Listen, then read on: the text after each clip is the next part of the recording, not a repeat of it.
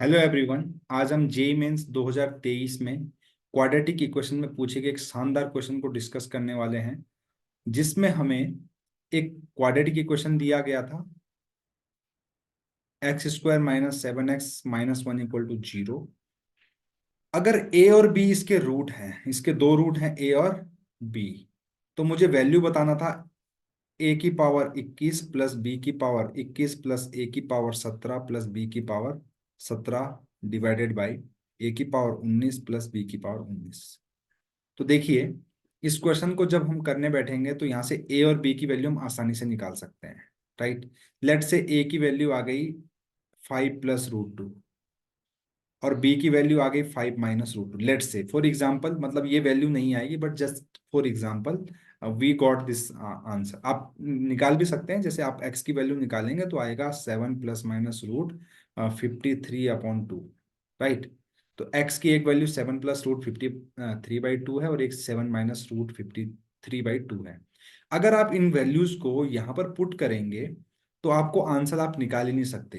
ये बहुत ही इम्पॉसिबल सा टास्क हो जाएगा आपके लिए और आपको फिर क्वेश्चन छोड़ना ही पड़ेगा। राइट, बट हमें क्वेश्चन को छोड़ना नहीं, हमें क्वेश्चन को सॉल्व करना है। तो इस आपके मन में जरूर ये आइडिया आना चाहिए कि क्वेश्चन ऐसे तो सॉल्व नहीं हो सकता। राइट, तो जरूर क्वेश्चन किसी दूसरे आइडिया से सॉल्व हो सकता है। ठीक है, तो आइडिया क्या है वो उस पर हम डिस्कस करने वाले हैं।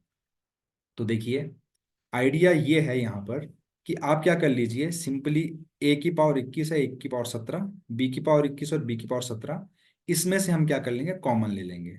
तो यहाँ से और यहाँ से कॉमन ले सकते हैं ए की पावर 17 को, तो ए की पावर 4 + 1 आपको मिलने वाला है। इसी तरीके से यहाँ से और यहाँ से आप जब कॉमन लेंगे तो आपको b⁻17 और b की पावर 4 + 1 मिलने वाला है, और अपॉन में a की पावर 19 प्लस b की पावर 19 आपको मिलेगा। राइट, ठीक है।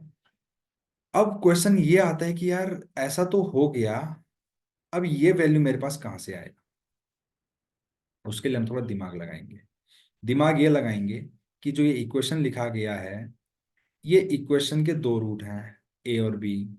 अगर इसके ये रूट्स हैं तो इसको सेटिस्फाई भी करेगा।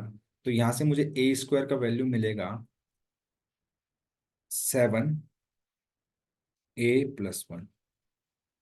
राइट, या फिर मैं लिख सकता हूँ a² - 1 इक्वल टू 7a।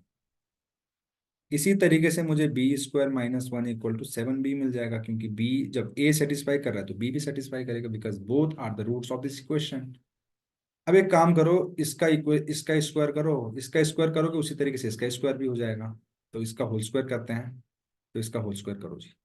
इसका होल स्क्वायर कर दिया हमने, तो इसका होल स्क्वायर करने पर क्या मिलने वाला है, ए की पावर 4 + 1, स्क्वायर करना तो सबको आता ही होगा, ऑब्वियस सी बात है, -2a² is equal to 49a²।